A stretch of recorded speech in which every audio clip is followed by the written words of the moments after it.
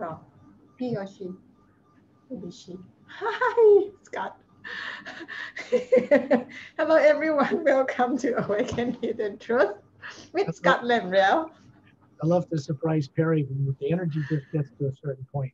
And then I turn on the recording to start the journey because the radio shows are recorded on my end. Then I send them to her and she puts them up on YouTube. It's just easier technically that way. And we do just fine. Well, I know you talked about someone named Victor has a question for me. You don't know where he is, but he's overseas. He's not in Thailand. So let's answer Victor's question. Okay, let me first ask a question. Are we ready to join the galactic playground, or the present crisis is just a distraction to delay the inevitable? The present crisis, if you're referring to COVID, there are many crises on Earth. Global warming, chemtrails, all those kinds of things. Raising of the temperature of the seas. These are all facts. They're not conjecture. Doesn't matter what people want to do, like an ostrich, put their head in the sand with their butt in the air, ignore what's going on around them, because the world and its condition is a direct result of the people living on the planet.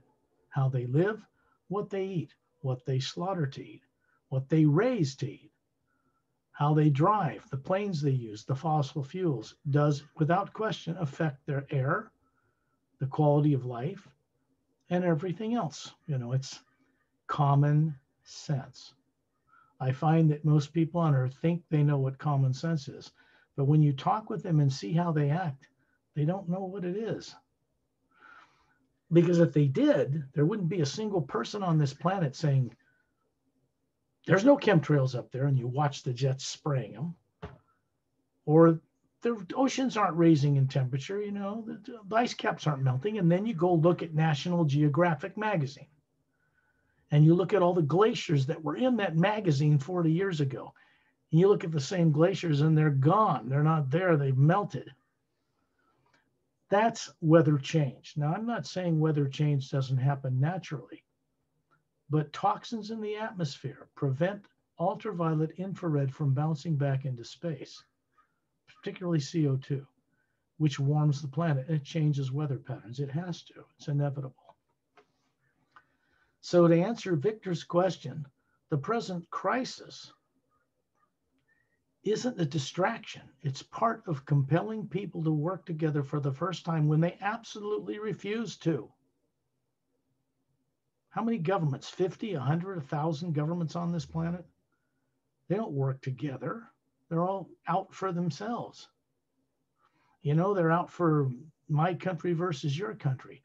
I'm going to go out in space and we're going to compete for the spoils of outer space. Guess what? No, they're not. This planet and its people are in for some incredible surprises. Disclosure of the existence of life on other worlds that has been classified for so many years is inevitable. The people in power on this planet do not have the power they pretend to have to keep disclosure from happening, because the whole universe is involved in disclosure. And most of that life does not live on planet Earth. Sorry to pop your bubble. Most of that life is more advanced than we are, and space is already occupied. So if we're going to go play there, we're not going to do it with 50 different governments that don't get along to go out there and screw up all their worlds with all of our dirt, subconscious fear, can't get along kind of attitude and all that stuff. We're beginning to play with the idea of exploring space. You got rocket ships that can go to orbit. That's about it. You got satellites that can be sent over many years through the solar system that are launched on a rocket. You can go to the moon. There are craft that reverse engineered that can do more than that in our solar system. But all that technology that was given to us from extraterrestrials, classified, does not allow us to play among the stars the way we are. I hope everybody can understand the common sense of this. People on Earth are going to go through experiences that compel them to work together because they will not do it. The races out there that control most of the galaxy work together. This is something people on Earth are going to have to grow up about. Get out of the sandbox of childhood and accept the responsibility of respecting all life that is beyond Earth. We can't even, people on Earth don't even respect life in their own backyard. They don't respect the life of animals. They don't respect the life of nature, forests, water, air quality. This is clear. They don't. The majority of people just don't have time to even think about it. And so the world gets more polluted every day. So the present crisis, whichever one you're referring to, perhaps COVID, perhaps another, is something unexpected. Classified people didn't see it coming. You can blame anybody for it, but it's not the real source of what created it. The real source of what created something like that comes from the testing of nuclear weapons in our own atmosphere, period. Point a finger nowhere else. Because you set off a nuclear device that sends radioactive particles all over the jet stream up into even in the deep Himalayan waters. And you do hundreds of those hydrogen bombs before they finally realize they're going to destroy all life on this planet, just testing those suckers. No war, just testing them. And once they stop, the radiation it's out of the bag. It's all over everywhere. First things that radiation mutates is microscopic life. We cannot escape the repercussions for those actions. One of the primary laws of physics in the physical universe, every action creates an equal but opposite reaction in space-time. So setting that stuff off isn't just nothing happens and it goes away and we don't pay a penalty. We do. Having to solve a problem like COVID, there are many viruses out there they didn't even talk about that are spinning out of control from radioactive contamination on this planet. Human beings have become much stronger. If you think about it, everybody should be dead from those nuclear bomb tests alone, but we aren't. And that isn't because of what people did on Earth when they deliberately set them off. It's because of people from other worlds that have prevented our demise, despite what we've done. Because our demise would negatively affect them. This is something people on Earth in military and classified are just beginning to realize. We are involved in a great, massive collective of beings from many world systems, many galaxies and many realities, many dimensions. And we're going to have to learn how to play ball out there, or we're not going to be allowed to play ball out there. It's simple.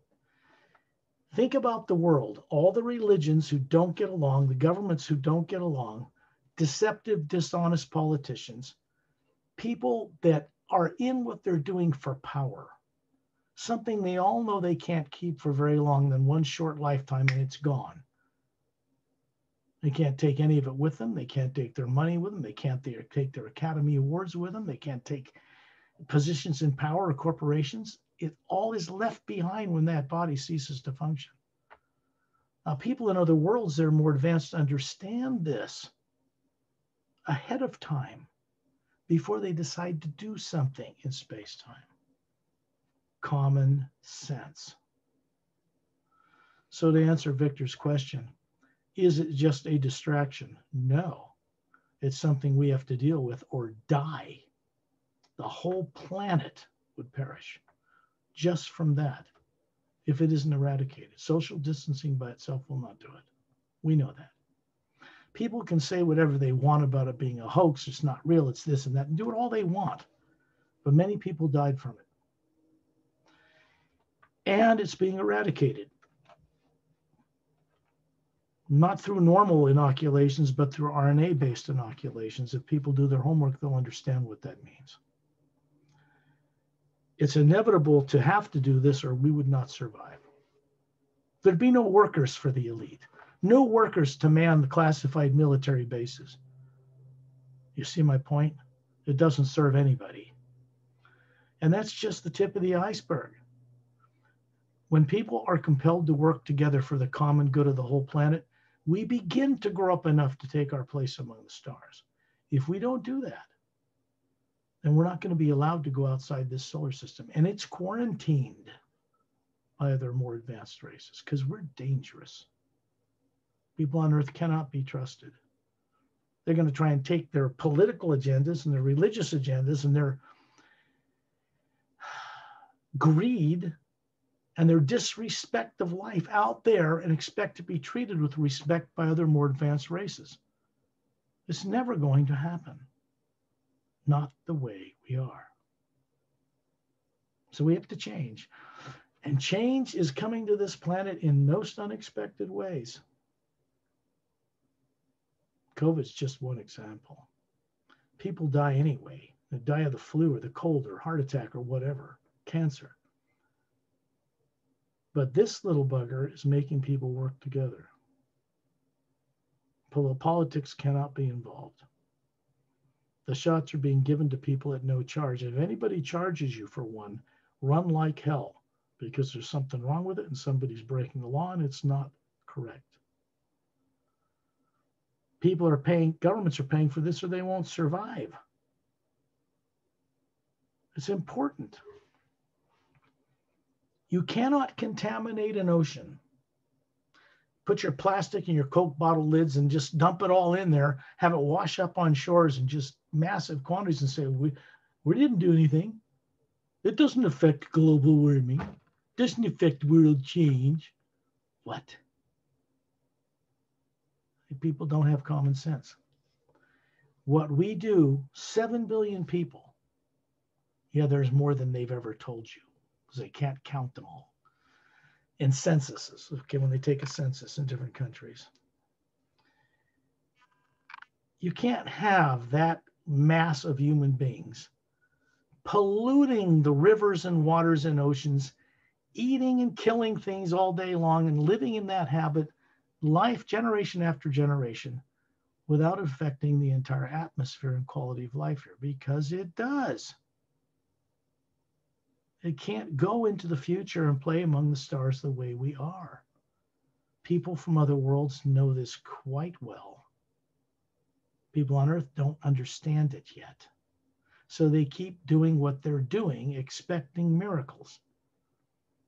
If people keep doing what they're doing, there won't be life on this planet. We won't need extraterrestrials to come here and take it over. We won't need a nuclear war. What's being done now will kill off all life here without a single bomb going off. If you burn 90%, which is gone now, of the equatorial rainforest, this is really important. Common sense. 70% of the oxygen from the world is created in the oceans, phytoplankton, microscopic life. It creates oxygen.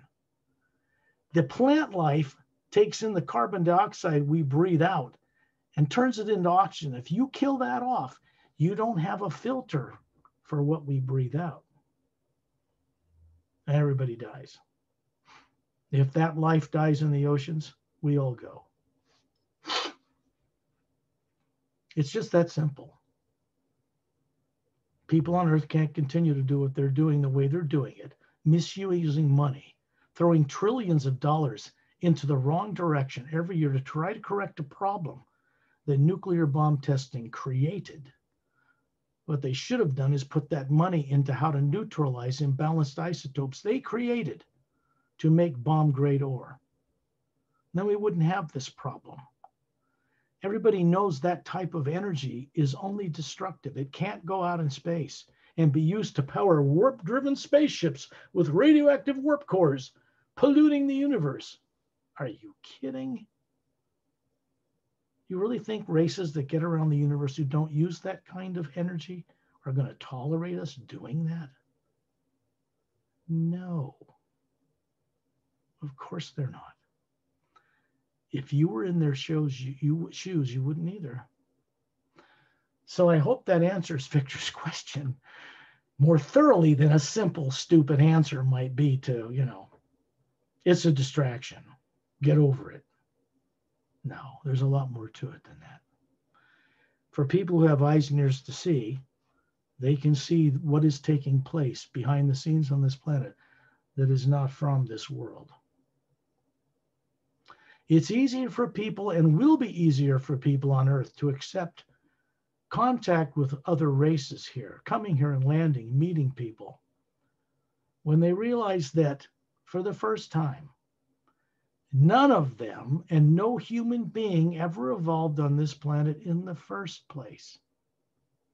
What does that really mean? It means everybody on Earth is an extraterrestrial. The races represented here did not evolve here. They were brought here. That goes back 65 million years to the end of the dinosaurs, the big ones. All that history is missing from people on Earth. Governments don't even know it. They know more than they're telling.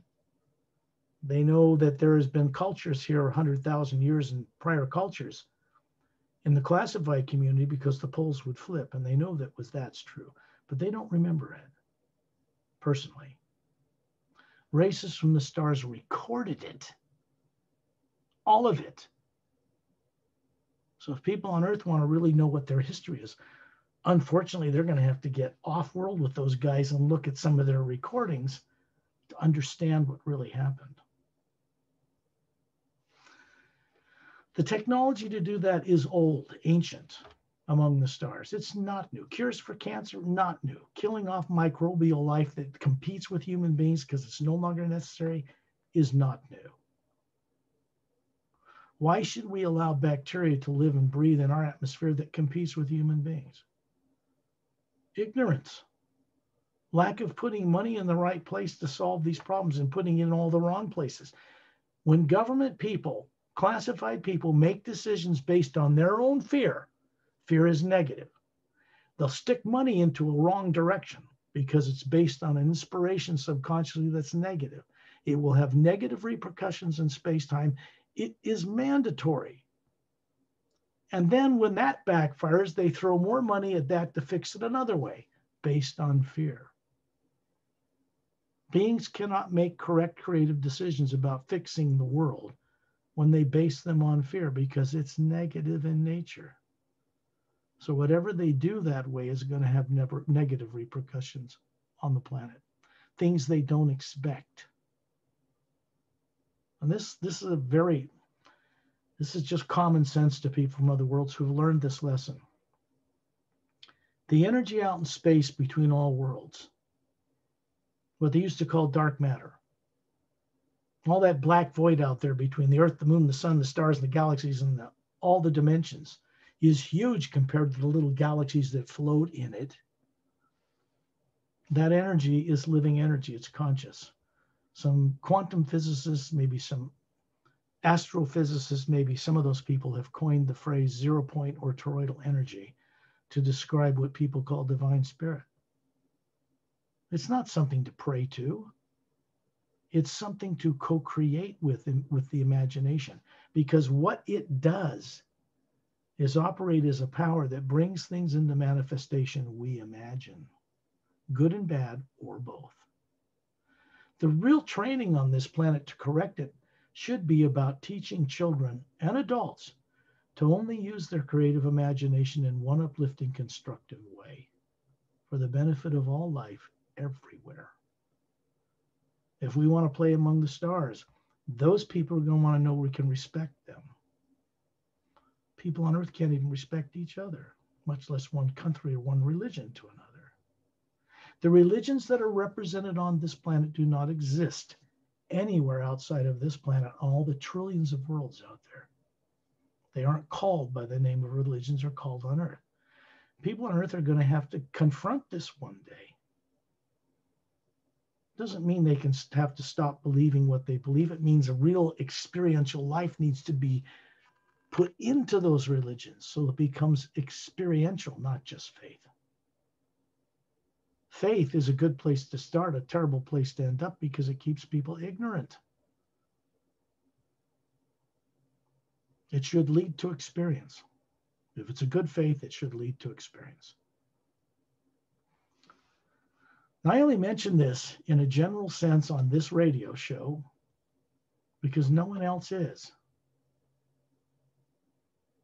I do it because the beings I work with collaboratively, who are not from this world, master teachers and people from other dimensions and realities, are not interested in running the governments of this planet or taking it over.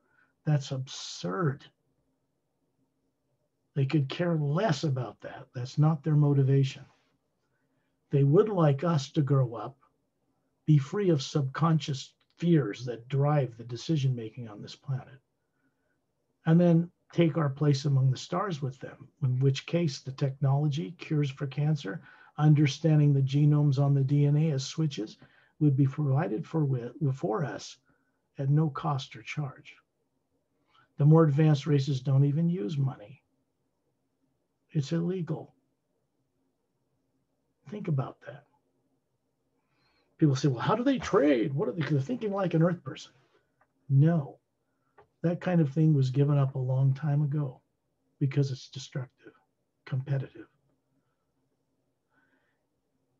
People on those worlds grow up training to be PhDs in this or that relative to Earth's terms, science or wormhole physics or interdimensional doorway physics or the physics of the micro generators that generate one dimension of energy through little openings to keep the lower dimension alive. They study stuff like that.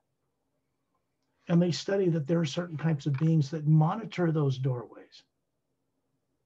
And they have to respect that or they're in trouble.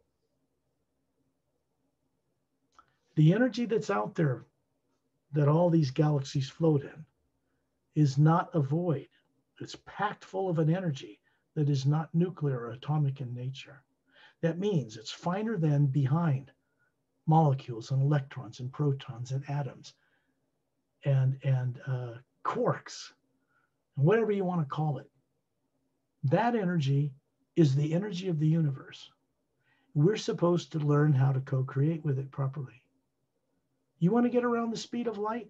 There is no limits to the speed of light, except the ones people in theory have placed on it to limit themselves, because they use human eyes, which have a limited focus of frequency, to determine what the rate of light is they can see. That's not the limit to the speed of light. It's a concept limited by what they can see with physical eyes. It simply has no limits. The energy that's out in the universe between all things that float in it, that support it, is not gravity. It's not time, space. It's not molecules.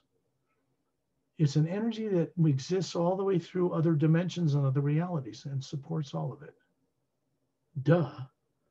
Yes. Individuals, the individual beings that we are, Atmas, are spherical. We run bodies. Bodies are machines, developed and evolved in order to handle higher faculties of creation. The spherical being can run through it when it's properly set up and not blocked with fear and negative things. Pain and suffering are heat created by an energy trying to come through our forms that is resisted. It's like putting heat through a coil on a stove. It heats up because it's resisting the flow of electrons through it. Resistance.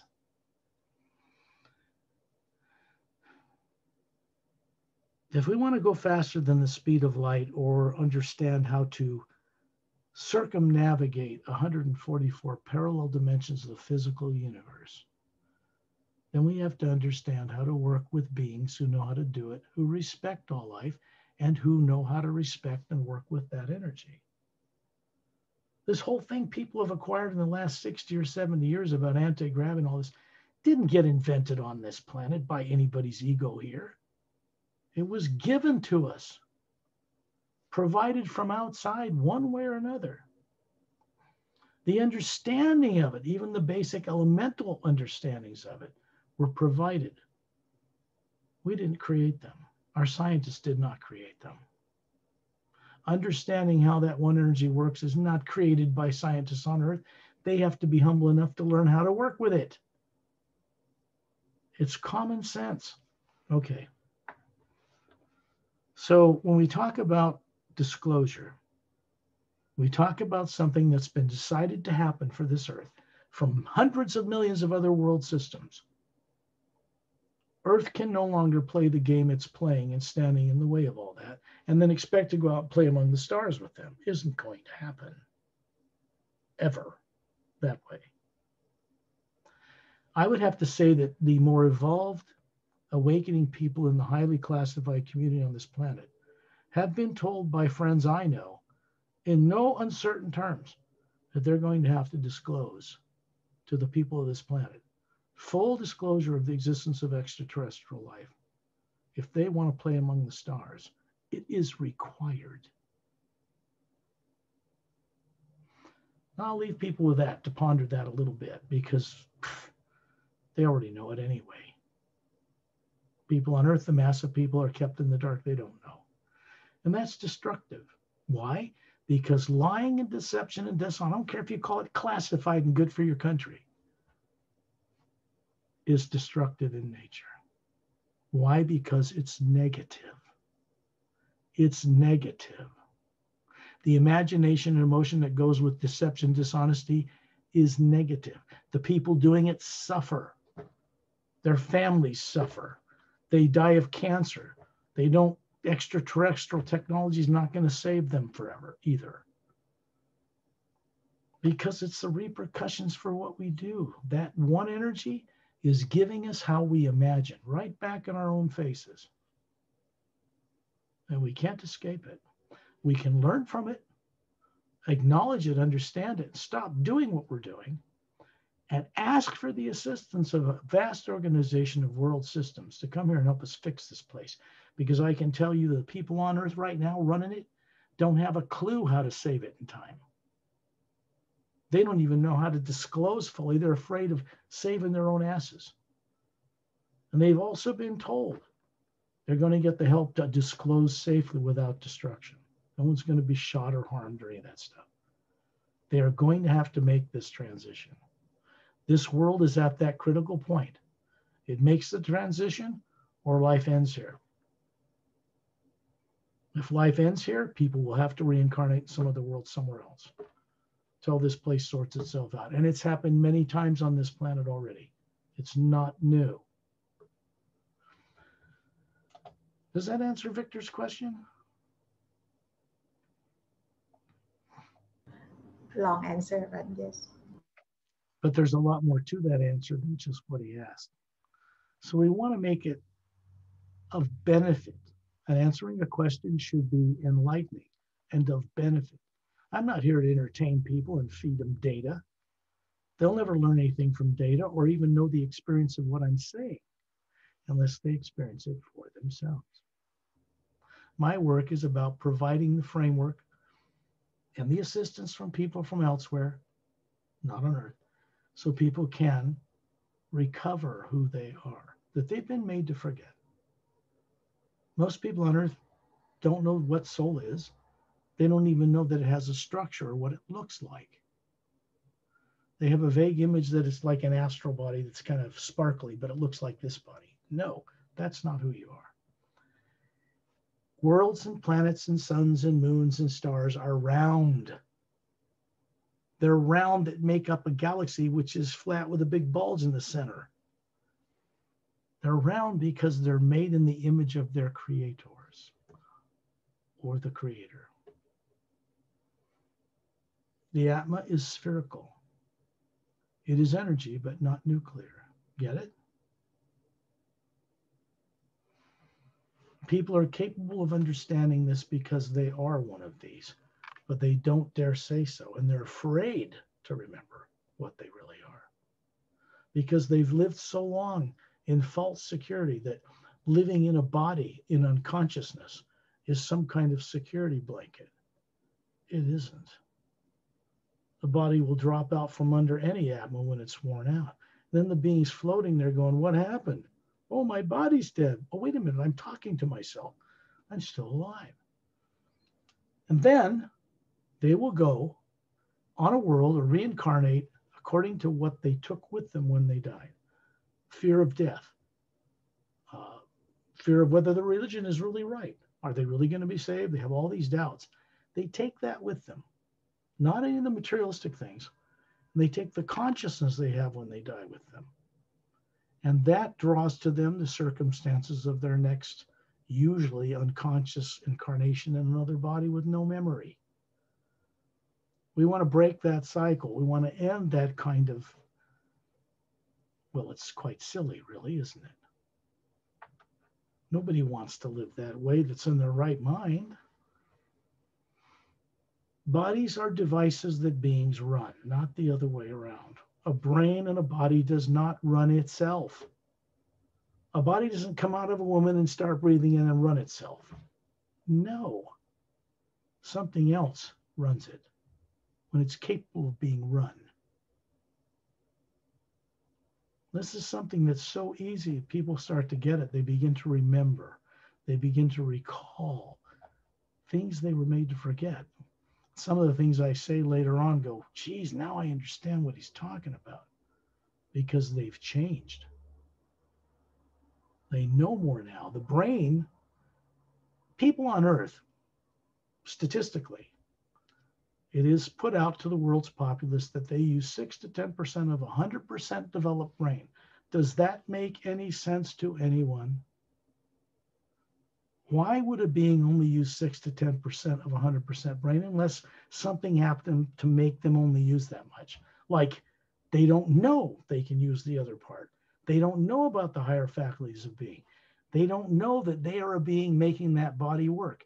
You know how complex the process is for a person to put their body to sleep at night? The brain does not do that. You do.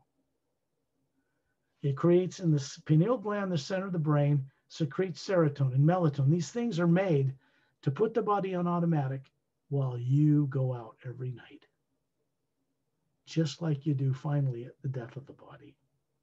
People are leaving their bodies every night and don't have a clue that's what they're doing. Why? Because they're never taught that on Earth growing up. So they don't use those faculties. They're afraid of them. They don't even know what they don't use those faculties because they're scared of them. Something subconscious says, if you get out of your body, a demon will get you. No. You're going to get out of your body whether you like it or not when that body stops functioning. A demon's going to get you then? There's no difference between dying daily and dying in the final breath out of the body. Dying daily just means that you leave the body every night, just like you do at death.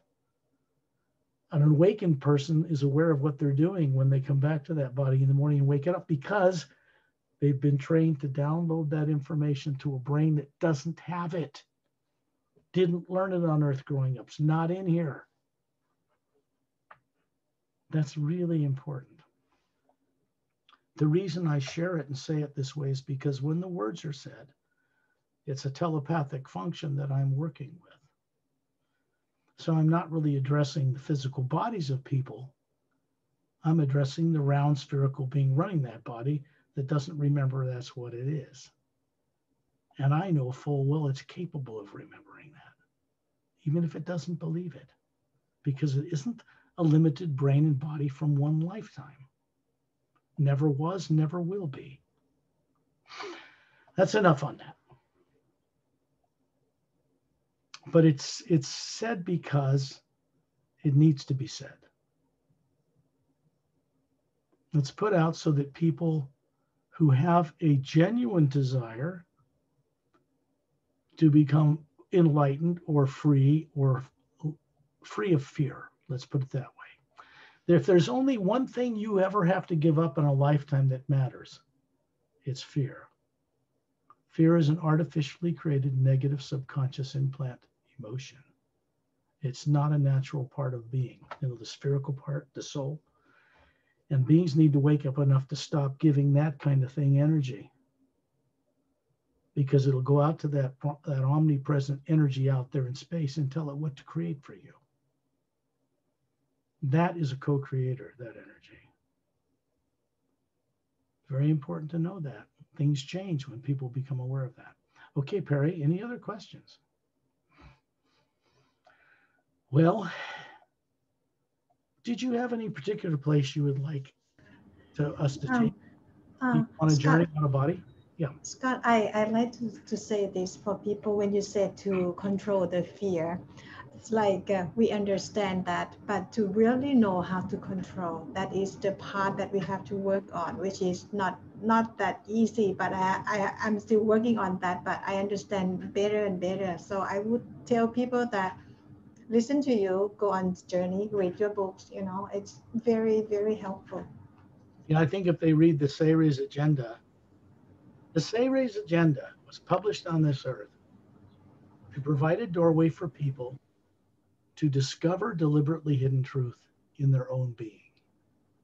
It's set up that way. There are techniques in the back of the book that help people co-creatively recover their own enlightenment while they're living on earth, and done in a safe way. And they experience, as you know, people experience that protection that goes with doing this on their own. My words can say it, but once they experience it for themselves, then they understand. The first half of the word human is hu, Hu. It is a sound frequency or vibration, particularly humans can use with vocal cords to send it out loud or even imagine it without sound. And it will affect the pineal gland in the center of the brain a certain way. It allows the being, not the body, not the brain, to connect to the primordial, omnipresent living energy that is the void people call the void of space. That's not a void, it's not empty, it's packed full of energy. We connect into that, and then it connects up through the dimensions to the source behind all and supporting all life itself. It was not created on Earth. No individual invented Hu. It wasn't created in our solar system. It wasn't created in our galaxy. It wasn't created in the physical universe. No one can possess it. No one can own it. No one can control it. No one can monopolize on it. If they try that, they are in trouble, because it is the living energy of creation itself, the energy of the universe. Here's the irony. The energy of the universe, toroidal or zero-point energy, is the energy that makes up all that energy between all things that float in it on all the dimensions. And it is one energy operating on different levels of vibration throughout the multiverse.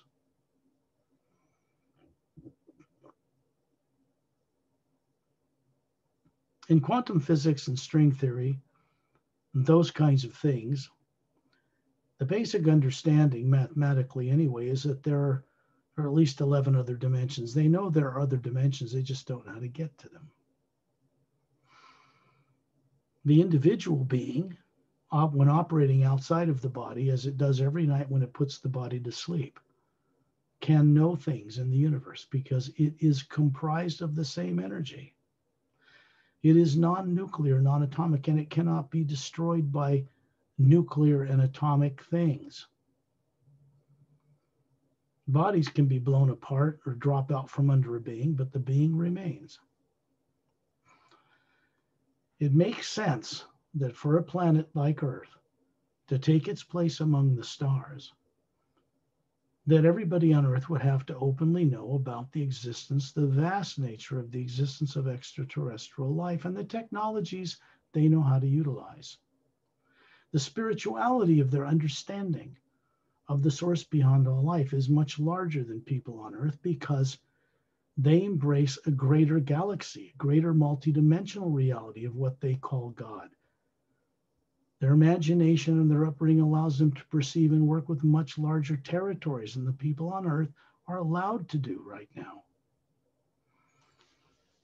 So it's inevitable that people on Earth will cross this threshold of knowing and being disclosed that there is a great amount of life out there. Most of it is kind, some of it is tyrant, but the tyrant ones are policed. That's all I can tell you.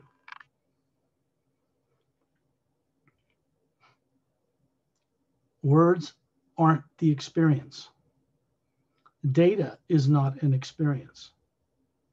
Faith is believed. It is not an experience, unless faith leads to experience. Experience should be knowing certainty. Without doubt, fear, uncertainty, speculation, theory, or debate involved in any way. In my work and in those I work with from other realities, we do not work with negative emotions or imagination at all, whatsoever. It is a complete and utter waste of time. We focus upon utilizing the imagination to bring into creation with the one power that manifests all things that we imagine, that which will only be of uplifting benefit to all life. And for that to work, you have to know what all that life is out there. It is required of us to know and respect all life in the grand multidimensional creation in order to be free to co-create in it. It's just that simple. No one on any world in any position of power will ever get around this, no matter what they believe. Earth is at a point where it needs to change in unexpected new ways. And that's coming this way. Earth is next.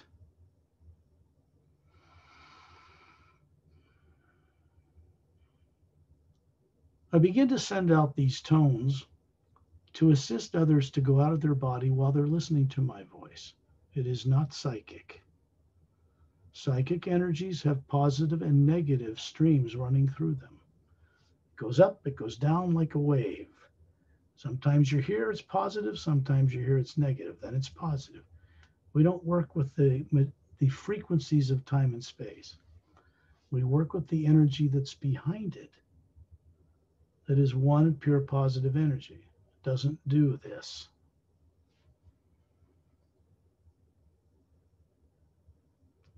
The hue simply, for instance, when I say to you, imagine someone or something you respect.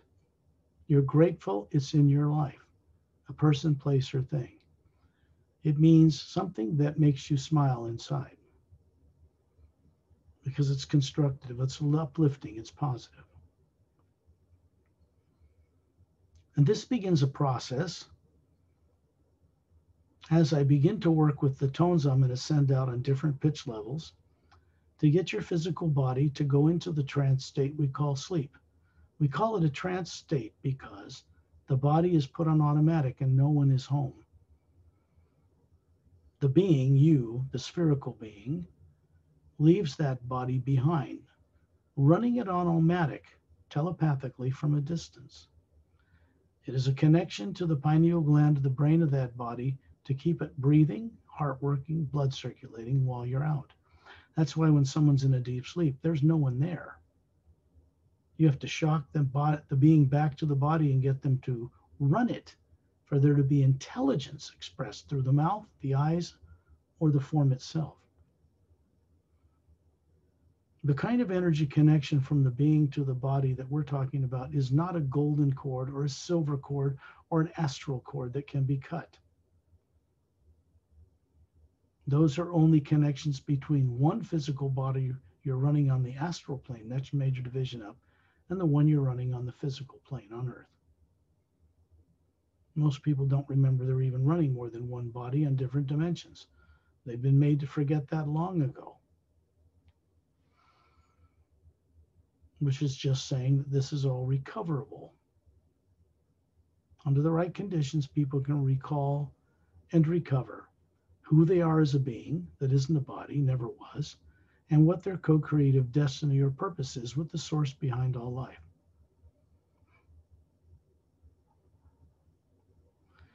I will put out these tones to assist you, and then there are other beings that work with me, wonderful, kind, very masterful, highly evolved beings that will help you to put that body to sleep. You'll still be able to hear what I'm saying. You'll be able to imagine what I'm sharing with you in your own way. And remember this, imagination is not created from the brain in your body. When you close your eyes and sit in a chair or lie down comfortably, take several deep breaths and imagine someone you love and respect, or thing, something. You get a kind of a warm feeling, and uplifting energy takes place. This is the kind of thing you should be doing before you put your body to sleep at night, so that you only take out of that body with you constructive, uplifting things. Common sense. We go outside of Earth's atmosphere to play in the void of space, and of course it's not a void, to the Atma, you, looking at it without your physical eyes because they are turned off with the brain that's turned off for visual intake of light through the eyes is turned off when you close your eyes. So when you begin to imagine something, what we call daydreaming, and you imagine being somewhere other than where you are on Earth, we do it often idly. When we're on Earth looking out a window, we're bored with what's around us or bored with a job. We imagine being on that camping trip or up in the mountains or somewhere else. The brain itself has no functional capability to imagine anything projected on a view screen for you, whatever you are, to watch. The brain cells aren't set up that way. So when you imagine something, the being you've been made to forget, the real you, is seeing it somewhere in the multiverse. Distortion of what you imagine comes into how you're emotionally feeling, what's driving your imagination subconsciously. So when we go into the hue, we're going to do through a series of transitions from being above the body, the upper atmosphere, and then out in space, where you won't feel cold or heat or feel radiation from the sun because you are a spherical being and this does not affect you. You do it every night like a master, put your body to sleep without being conscious of what it is you're doing. This helps to awaken the conscious awareness of what it is we are doing as beings, not bodies. I'll begin those tones now. You.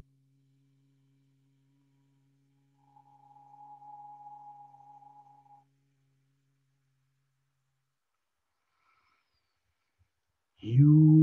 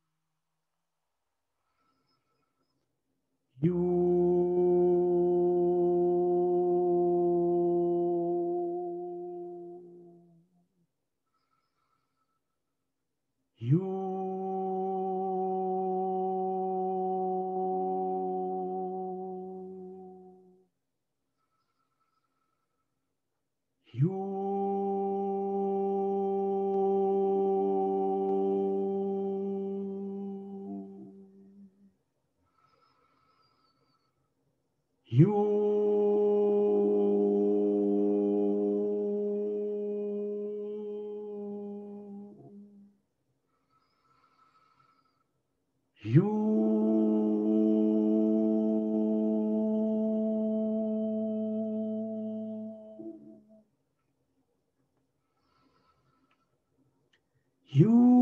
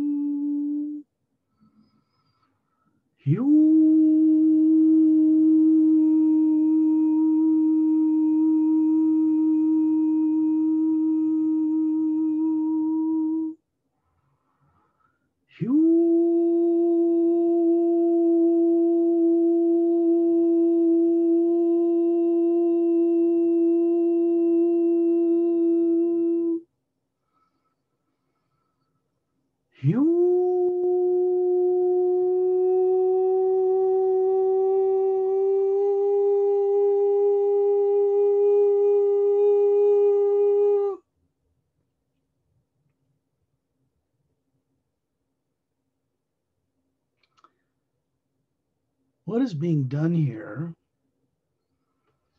is sending out a link of pure positive energy from the core of our being that is spherical into that void in space. There's no negative and positive there. You can't record negative or positive imagination in it. You can imagine in it, and then it feels what you imagine. It co-creates it into reality, depending on how well you focus. Most people on earth are busy focusing on negative fear of the future and death and having a good life for their families, both at the same time, putting out both streams simultaneously throughout the day. And it simply tells this one co-creative force what to create for us, good and bad or both.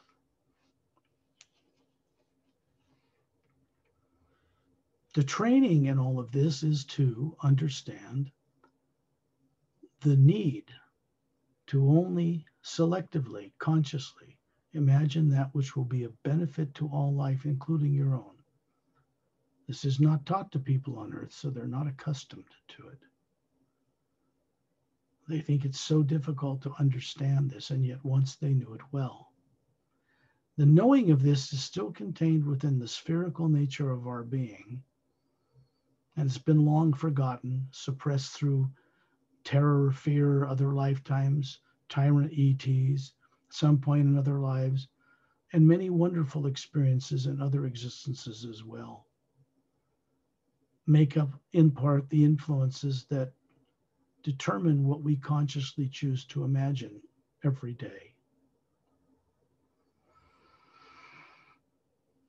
When these shoes have gone out and you've closed your eyes and you are sincerely wanting to go on a journey consciously, leaving your body in the sleep state, this process begins and you get help. You're not alone.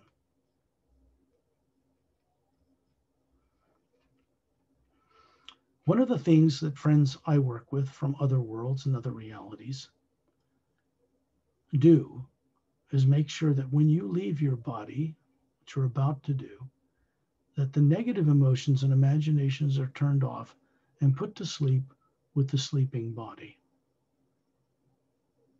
This gives you the opportunity to be outside the negative atmosphere of Earth in the void of space where none exists like that.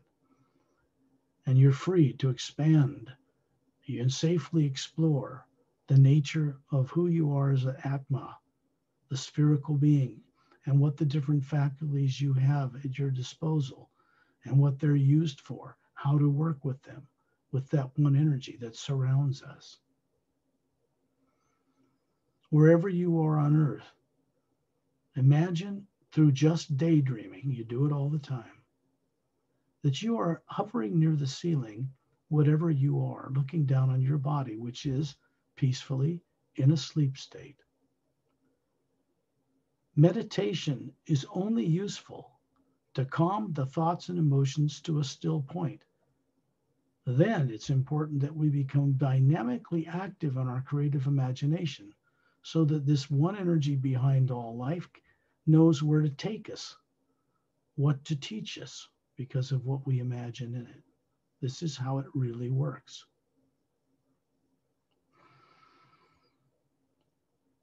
Just look down on that body with kindness, and you can see right through the walls of the house where you live. You all know what your environment looks like out there beyond where you live, beyond your car, where your bedroom is. You know the houses that are around you or the city that's around you. And now imagine being at 5,000 feet in the atmosphere, far above where you live, looking down with clarity on all that is below you. You can see where you live. You're at 5,000 feet, but you can see right through the roof of that house. And you can see that you're a spherical luminous being hovering near the ceiling above that body, but you're also in the atmosphere at 5,000 feet. This is a characteristic capability of an Atma. It is not made of matter and is not limited by space-time. When you look around you, Even if it's night, you will see light around your countryside as if it was daylight because you're lighting it up. You will notice that there is a man and a woman standing in the atmosphere beside you, about 36, perfectly flawlessly healthy, human, but not from Earth. And then you'll notice that one of them is holding up a mirror and they're showing you. And you look up above him holding that mirror and you see a spherical orb of light hovering above that form that being is showing you. The being's body is made of energy. It looks human, but it's really just pure energy. And you see, you are a spherical being hovering above a body you're showing to them that looks to be about 36, perfectly flawlessly healthy. It is energy. It is a way we communicate with each other so we know who each other is.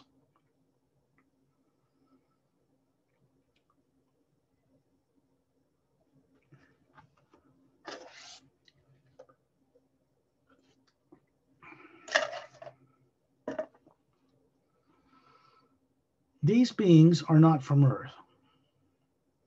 They are kind, highly evolved, and well trained. They are humans from another world system in our galaxy. And they have left their physical bodies, that is, aboard several ships that fly around the Earth in the atmosphere or out in our solar system and are stationed here permanently. I have 4 couples on those ships, scout class, about 30 feet across, some larger. While 3 couples are running the ship, a couple sits in the back and leaves their body to go out and meet with us on one of these journeys. This is what they know. They are not from Earth. They understand how to assist a being on Earth when they are above their body to begin to remember all they were made to forget before they were born on Earth with little or no memory intact.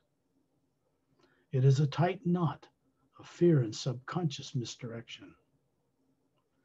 If you ask them, they will help each one of you or their associates every night when you're out of your body, which you go out every night anyway, to recover who you are. So when you wake that body up in the morning, you will be more enlightened. More brain cells will work. It's said that 6 to 10% is all that people use of 100% evolved brain in human bodies on Earth. That is ridiculous. It makes no sense. If you only use 6 to 10% of 100% developed brain, something is preventing you, either fear or something else, from accessing the rest of it. And this is what these beings are trained to accomplish.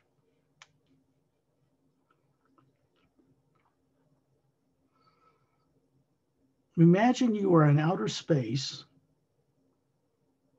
out further than the space shuttle ever flew, hovering in the void of space, which is, when you look at a Hubble time-lapse photograph of galaxies, everything that's there floating in is black because human eyes can't see into a high enough frequency to see what it looks like. So it appears black to people looking at it with physical open eyes. But to the Atma, you, soul, the real you see it as a white golden light filling the void of space. Massive, massive, massive energy. And all things live and move and have their being, creating electromagnetic fields or gravitational worlds within this other energy.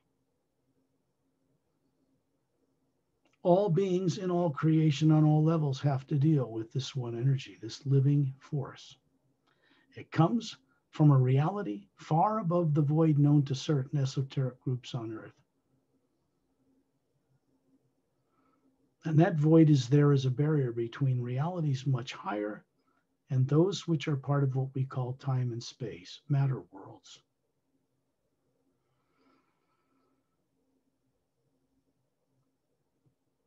The science obviously exists, ancient, to neutralize imbalanced isotopes that people on Earth created to make bomb-grade ore. It can be undone or reversed, but people have not put the money into it or the time to do what they should have done with common sense when they first developed those silly things. There's no constructive use for a nuclear bomb, and there never will be. There's no constructive use for radioactive imbalanced isotopes that will kill anything if they get out of their landline container. Makes no sense. The energy of the universe, which is non-nuclear, passes through the devices extraterrestrial races create so that they can get around the universe without using or polluting energy. If we're going to travel among the stars in the physical universe, in physical bodies, then we have to know how to work with that one energy in order to go around or beyond the limits of what people think the speed of light is.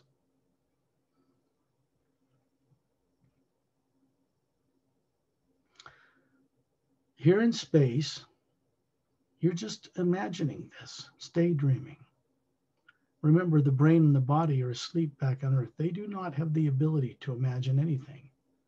You, the being running that body, has the ability to see into the multiverse out here and know anything it puts its attention upon, because that knowledge is carried in the omnipresent living force that surrounds us, the hue, first sound, first word. This is the kind of energy, this you, that exists in the higher realities beyond the void, known to certain Buddhist sects. There is certainly a great deal beyond that void. If a being cannot believe this or imagine what it's like, they cannot go there. Because imagination is the trigger that tells this one force in the universe to escort you there.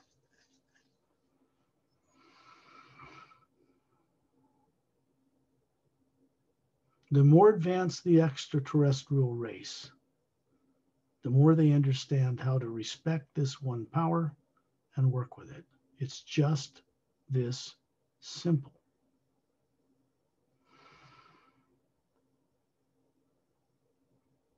It is inevitable that people on Earth will discover fully and become fully aware of the existence of advanced extraterrestrial life. And they're going to have to be aware of this if they're ever going to go out there on field trips to other worlds and so forth. The vast organizations of world systems and two grand organizations that exist in the Milky Way galaxy that are working together in harmony, that actually have jurisdiction over most of the worlds in our galaxy, are not interested in running the governments of planet Earth. They're not interested in taking over and coming down in ships and dictating things to people. They are interested, however, in recovering friends and loved ones that were long lost to them in the end of a war that happens 500,000 years ago in our galaxy, that is long gone and done. And where do you suppose some of the people disappeared to who were manipulated by tyrants sneaking around behind the scenes in a Cold War that ended up on this earth with little or no memory? People are afraid to remember because some of what they would remember is not pleasant. And yet, it's only memory. So what these beings help us do is confront and look at in a safe way what we were made to forget or will not forget, because with the recovery of past experience, fear is released. The charge or energy used to suppress it in the artificially created subconscious domain is relieved. And the higher faculties of being that can run a brain and body at 100% begin to turn back on. We are in a circle, all of us on this journey, spherical beings, and then below those spherical beings are bodies that look to be about 36 young, perfectly healthy adults, flawless in every way. And these are projections of energy so we can show each other to each other. In the center of this group of beings floating in the void of space in a white golden light is a being who is a dear friend named Ambassador Turellian. He's from the Say-Rays human race. They are not from Earth. They didn't evolve in the Milky Way. They didn't evolve in Andromeda.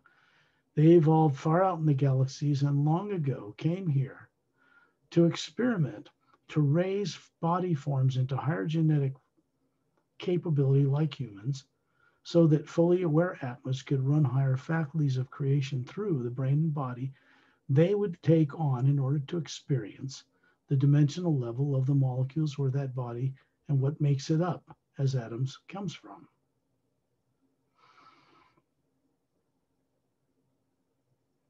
Turellian is showing you a body form that is not like ours. It's human, but it's 18 feet tall. It looks like a Greek god, slightly wavy blonde, long blonde hair, big blue eyes, slightly pointed ears. He's got his two hands out with two thumbs up, and there's a golden white light around him, same as the light that surrounds us, except it's brighter because it comes from a higher reality. And he's holding this space around us so that nothing of any negative nature can come anywhere near this, neither technologically nor beings.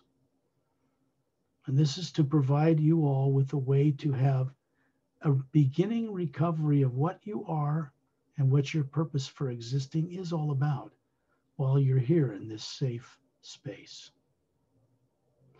You can hear the sound of the physical universe, a constant humming tone like roaring thunder under your feet. But it's pleasant, it's not threatening. And you can see the white golden light of that energy all around us. You can see the billions of stars of the Milky Way galaxy surrounding us on all sides, clearly visible, superimposed or floating on or in this white golden finer energy. You can see the Earth in the distance with polar ice caps, the oceans and land masses. You can see the moon circling the planet, barren of atmosphere. Little gravity, does not turn on its axis as it circles the planet, covered with meteor craters. And in the distance, you can see our yellow sun. From this distance, you do not see cities or airplanes or anything or lights from cities. You see the land, the sea, and the one atmosphere that surrounds that planet. You do not feel heat or cold out here. You do not suffer from negative effects of radiation from the sun. You are pure energy. If you look at each of us and you look above the body forms we're showing each other, including Turellian, you will see a spherical being. It has a white radiant core, brighter than sunlight, and another layer around it that is yellow, made of individual layers of teardrops that are individual faculties. And then it has more of a orange layer, then red, then green, then blue, then violet, then lavender, or lavender and then violet, and then a kind of a golden exterior. It goes through the spectrum of light. And each layer contains a number of different higher faculties of being. Each teardrop is connected to some place in the multiverse. And it connects into the one energy that surrounds us so that we can be instantly aware of other locations and what is taking place there. This energy is connected to everything else. And it is not limited by the limitations of time and space, gravity, speed of light, or anything else. You can imagine this just like you imagine daydreaming, being at a beach when you're sitting in an office and you're bored. Remember this, that which imagines something elsewhere from where your body is not being done in your brain, even though you may have been taught that growing up. This is not true.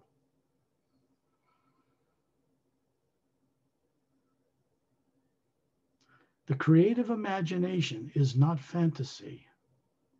It is the ability of a being outside the limitations of physical bodies to see and perceive the nature of the multiverse and correspond with it.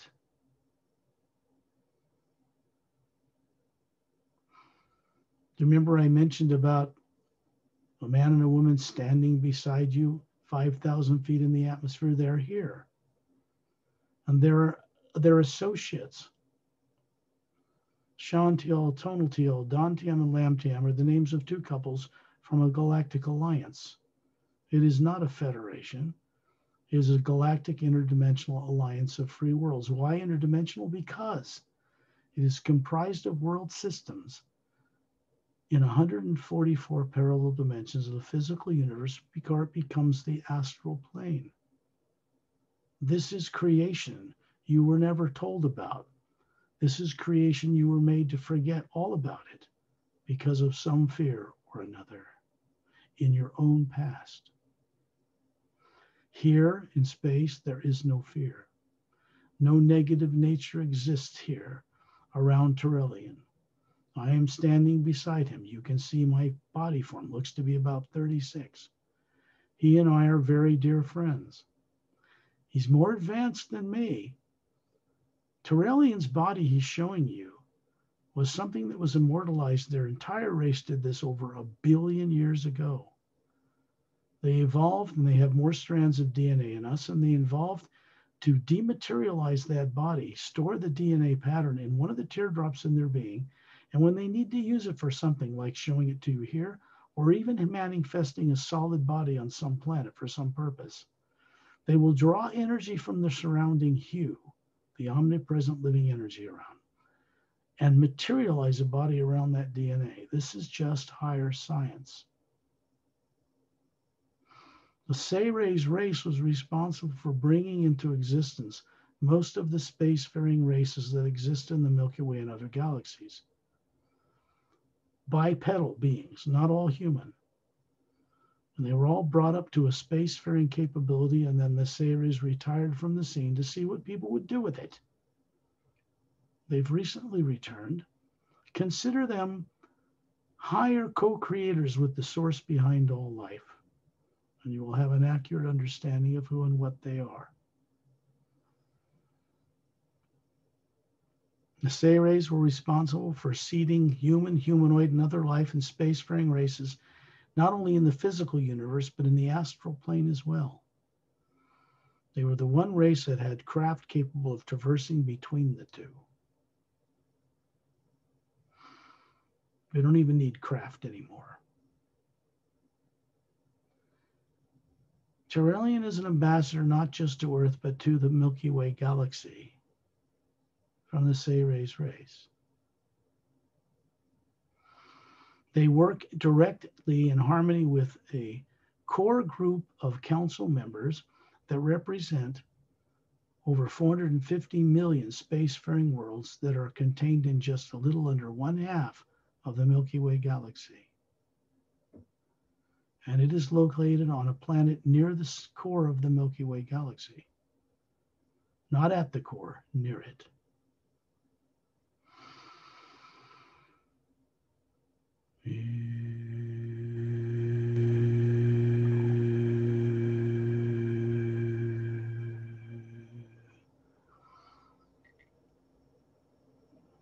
Turelian just did that with us. And then you begin to see a number of other beings begin to appear here. They begin to appear in a sphere that surrounds us, like planets around the sun. We call that Turelian. Just serves as a focal point to keep us focused on this journey properly. And then you begin to see several thousand other beings appear as spheres of light, creating a sphere of spherical beings around us. And then you begin to see men and women. Forms appear, about 36, all master teachers. And they have been invited to go on this journey, not only as a protection around us, but as co-creators with us to help us recover who we are so that they can experience the great potential people of Earth represent for their benefit once they're liberated. People on Earth did not originate on Earth. Human life did not evolve on Earth. Many of the people on Earth are relatives and friends, though long forgotten, of these people. Earth is not your native home. Understand this. There will never be a missing link found and proven, other than theoretical, that Cro-Magnon or Neanderthal men had anything to do with us. They are extinct humanoid species. We did not come from them. If they want to find a link about human beings evolved on Earth, it will never be found, because that is not on Earth. Human beings evolved out in the galaxies billions of years ago and were brought here. Well, there's not a new representation or a newly evolved race. When people on Earth discover this, their horizons and intelligence will go through the roof. Fear of death and fear that you're a body you can lose will vanish. Because we are not now, nor have we ever been, a physical brain and body. Get over it.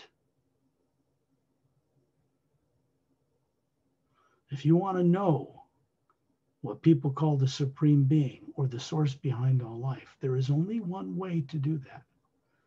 We have to go to where it is and communicate with it. I say it because it is not an individual, Atma or soul. It is a nexus or center of the sum of all the Atmas that exists in the multiverse that is greater than the sum of its parts. And it manifests in the center of all things, and you can speak with this source. Unless a person can imagine this and remember it, they will never get there. So this journey is of paramount importance. When you first become aware that such things exist, you begin to wonder how you ever were made to forget it. And then different situations and beings cross your path that you didn't expect. And life begins to become more great and grander in nature and scope.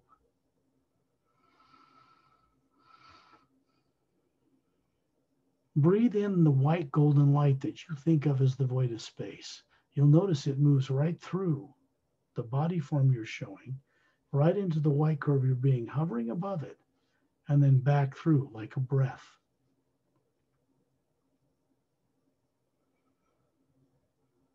If you listen carefully from the white core of your being as a solar Atma, you will hear the sound that's emanating from this white golden light increase. It begins to sound like millions of men and women's voices with perfect vocal cords, singing the hue on multiple levels, hue, hue, hue, hue, and so forth.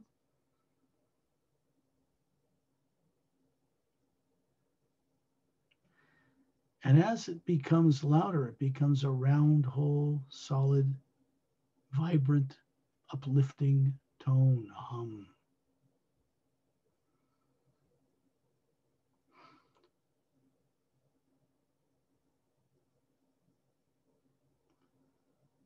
There is a number of dimensions between outer space above planet Earth in the physical universe called parallel dimensions. Each one vibrates on a slightly different molecular time rate. If you know the science of those different rates, you can simply focus a ship or the electromagnetic field around it at that frequency and be there. The ship would appear to disappear to your eyes on Earth and become part of some other reality. That's why ships are often seen on Earth blinking in and blinking out. It's part of the technological nature of what is used to power the craft and get it to move around. More advanced beings from other worlds that have space travel and can travel between galaxies and so forth know how to leave their body and go to their destination long before the ship can get there. They know who they are that isn't the body they've decided to take on. If one is born on a world and someone begins to run it at birth, they know who that being is and have made an agreement to help raise that body until that being can run it as a mature form to carry out some other mission or purpose. They do not fear death, nor do they have any lack of understanding of the fact that they cannot die. It's important. When a person recovers this awareness, fear begins to fade away.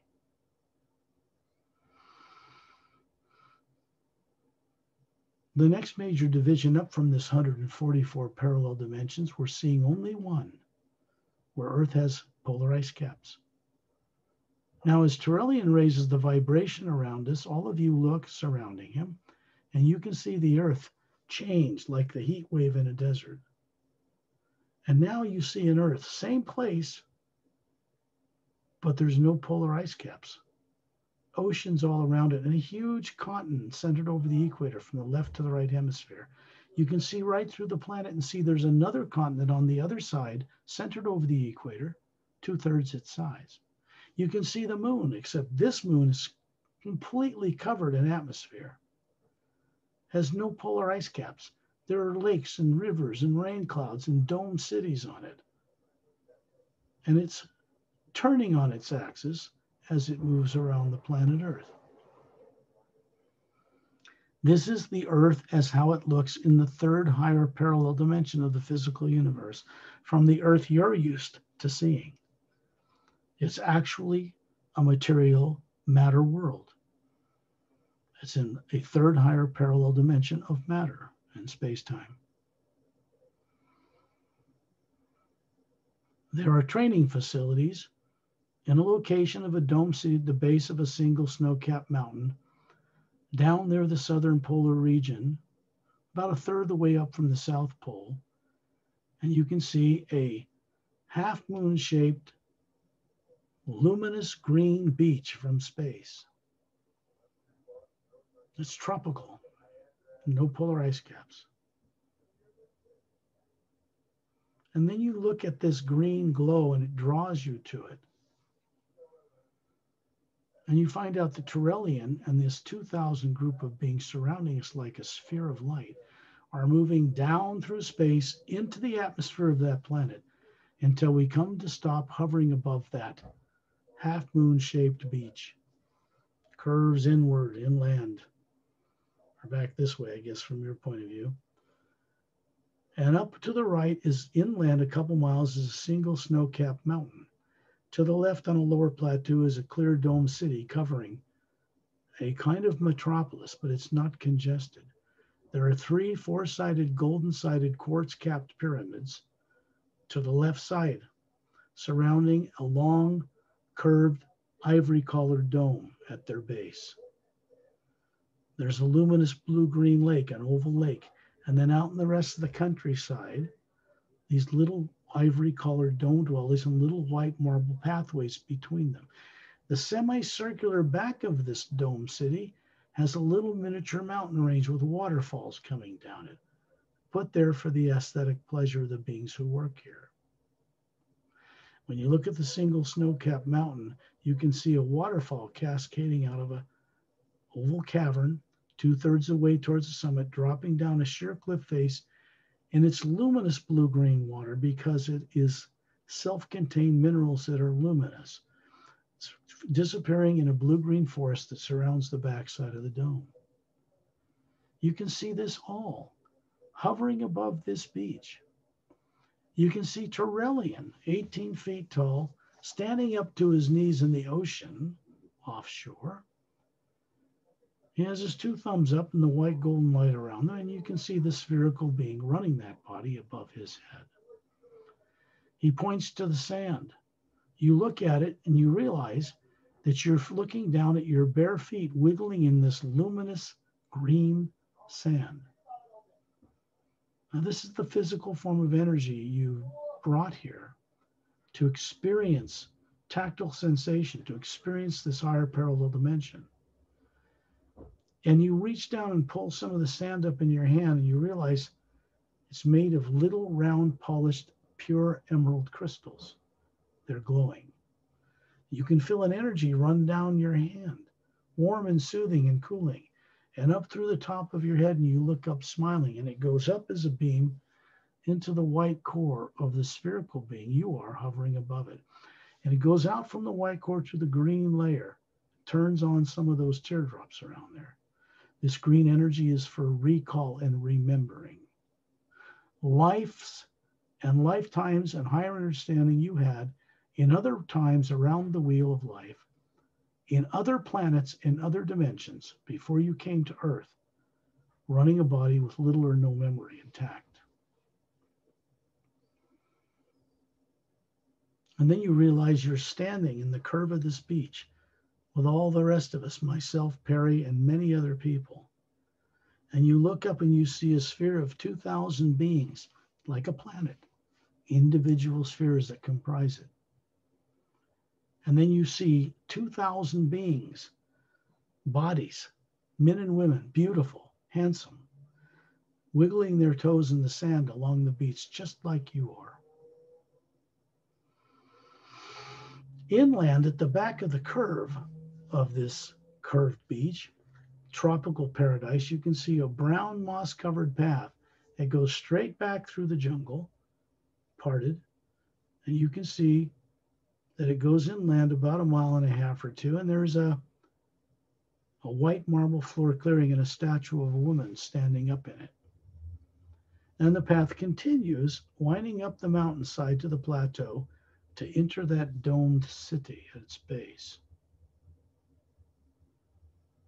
Beings who work there are Sayrays, like Tyrellian, Galactic Alliance citizens, many of them human, people with pale blue skin from a planet called Oceania, the greatest crystalline-based scientists in our galaxy, and others, master teachers who teach here and in a place called the U Expansion Ray Academy, which is many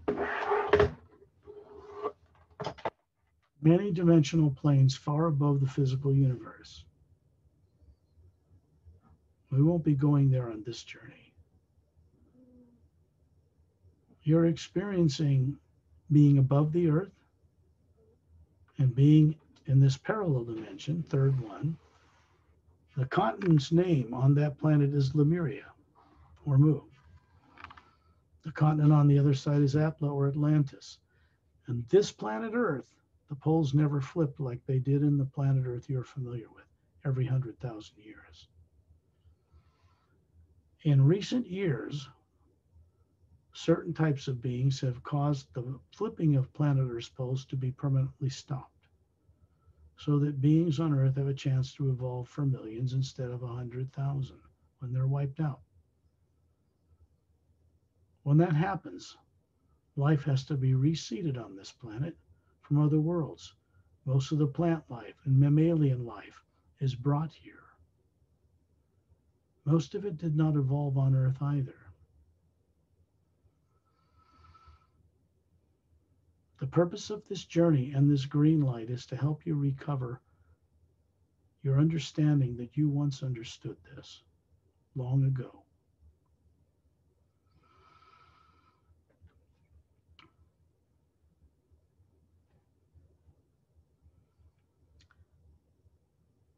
You're going to see your body levitate off the sand along with 2,000 other beings.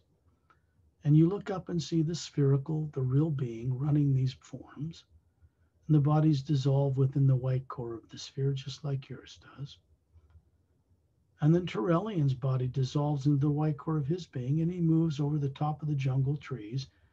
And in a circle of beings surrounding him, with a sphere of 2,000 beings around us, we move over the top of the jungle, inland. We stop to look down on the statue of a woman in this 100-foot diameter white marble floor, surrounded by luminous weeping willow trees. That's what they look like. And just past them, you can see a lazy blue-green river, luminous, winding in a curved snake-like pattern just beyond this forest glade. The woman is made of quartz, 10 feet tall, polished, pure quartz. And she has a gold band around her forehead with a teardrop-shaped bottom end pointing downward, faceted emerald stone. She has her two hands up. The gold, this green light is surrounding the sphere, and you can tell that the light coming from this device, the statue, is charging the sand that you picked up, put your feet in, out by the coast. And you look at the face, this beautiful gown on this 10-foot tall woman, longer neck, longer fingers than humans on Earth. They're not from Earth. They are human, but more strands of DNA. They're from another world called Xantarnomon 1. It's located on the other end of the Milky Way galaxy on a planet 4 times larger than Earth, with 3 Earth-sized moons circling it, and they circle what's called a trinary sun system. A blue-white giant, further out a yellow sun smaller like ours, and then a red dwarf. You can see a woman's face in the inside surface of this quartz crystal. And she's smiling at you. You can see a real being just inside the surface. And you look at this emerald crystal and find yourself suddenly inside this interdimensional doorway that this statue represents. And you are standing in an area of green light the size of a soccer stadium. And she's standing in bare feet with an elegant gown on, the actual person, with her hands up, and she lowers them. And you find we are all circling around her, including 2,000 other beings. And she looks up and acknowledges them all. They know each other. And then a man appears standing beside her. And this is her mate, a little taller, wearing a single piece, form-fitting kind of a gown outfit. And they are pointing to the green atmosphere, and you begin to see their world take shape. They're projecting it like a hologram. And on it, you can see that this world, much larger than Earth, has no polar ice caps. There are little continents all over it and oceans between them, and clear domed cities containing 3 golden-sided pyramids with what appear to be quartz caps on inside all of them. And then you begin to see these 3 planets circling at different distances around this bigger sphere. They're the size of Earth. They do not have polar ice caps, slightly different color, and dome cities. And then you look further out in space and you realize that this planet and its 3 Earth-sized moons are circling in the orbit around a trinary sun system. You can see a blue-white giant star far off in the distance. You have telephoto type eyes in the center of your being. You can see a yellow sun, medium sized like our sun, further out, and further out what's called a red dwarf.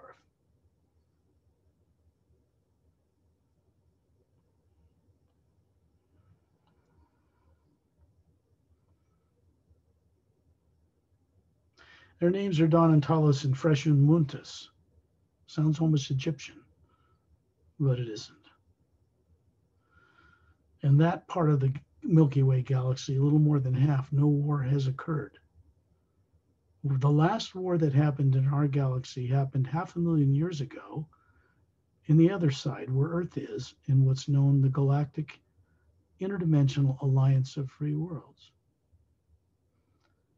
That war ended and a treaty was struck up, and a Cold War has been taking place ever since that recently came to an end. It means tyrant natures of extraterrestrials that snuck into Earth, influenced German scientists, brought bomb technology here illegally, and other things, have permanently been escorted outside of our solar system, removed from bases on Earth. The people on Earth did not do this. It was done so that Earth and its solar system is quarantined, to keep such beings out and to allow this world to go through a transformation. It will take massive numbers of beings from other world systems working in harmony to fix the broken planet Earth, the broken people that live on it, who don't remember who they are, what they are, or why they exist. And we, as a planetary culture, are going to have to go through disclosure in order to request their assistance officially. And then you'll have a massive landing of craft all over the earth. Not an attack, no one taking over. A change in the awareness of people that have long been suppressed to forget it. Out here, in this green energy, on this planet Earth in the third higher parallel dimension, on a continent called Lemuria, on Earth, is a training facility. It's that dome city at the base of the snow-capped mountain. And you can come here at night when you're out of your body, escorted by the man and woman that first appeared beside you in the atmosphere at 5,000 feet above your body. They do not invade your psyche or read your thoughts. They communicate with you telepathically. It is a pure form of communication, being to being. It cannot be distorted. No negative thoughts or emotions can enter it. They can assist you, if you request it, to help you recover who you are every night when you put that body into the trance state called sleep. And then suddenly you find yourself hovering in space above this earth with no polar ice caps and the live moon. And you're around Turellian, and you see the 2,000 fellow beings in a circle of spheres around us, and they vanish. And you find yourself in the atmosphere at 5,000 feet. And beside you, peacefully standing in serenity of being, is a man and a woman from another world. And then you see yourself hovering above your body near the ceiling where you live. You look down kindly on that form that you're running, and you allow a little thin stream of white golden light to emanate from the white core of your being, spherical, into the brain, into the pineal gland, where it begins to softly radiate outward through the brain, turning things on, and expands to about 2 miles across. It leaves a kind of protective sphere there, and then it continues past that sphere out into the earth and back out into space. This recording of this journey will be placed up by Perry up on her YouTube channel, Awaken Hidden Truth. And I would recommend that you all play it a second time, play it back, go on the journey again, set aside a couple hours where you not be disturbed by things like phones or anyone else, and you will discover a great deal more detail about what happened on this journey the second time through. When you're ready, open your eyes. Back on Earth. Wow. We went on many places. No? It's good experience. Like you mentioned, we can go on more than one time on the journey. Can re-listen again and again. Right. So, I've really never yet, even though these books are published, the Sailor's Agenda, this is a mile-long cylindrical craft. Has a bridge control on each end. It's stationed permanently in the ice rings that make up the rings of the planet Saturn in our solar system. These are 30-foot in diameter scout craft with semi-spheric pods and little blue anti-gravitic light around them. This one's designed to go through interdimensional doorways across vast distances of space. These are meant to patrol solar systems and can go across a solar system, come to the atmosphere, and not even be seen. They raise the vibration to be part of a parallel higher dimension so you can't see them, and then lower it and pop into visibility when they're on a mission on Earth. Otherwise, they're not even detectable on radar. And this is stationed there to keep tyrant extraterrestrials from re-entering our solar system. There are no new cases of abductions of people by little grays. There's no reptilians on Earth anymore. So the disclosure community is about 20 to 25 years behind what's really going on now. They still talk about the old cases, and that's okay, of course. but the threat that was here is gone. The condition of Earth now is the way it is because of the people who have been manipulated with a technology they didn't see coming.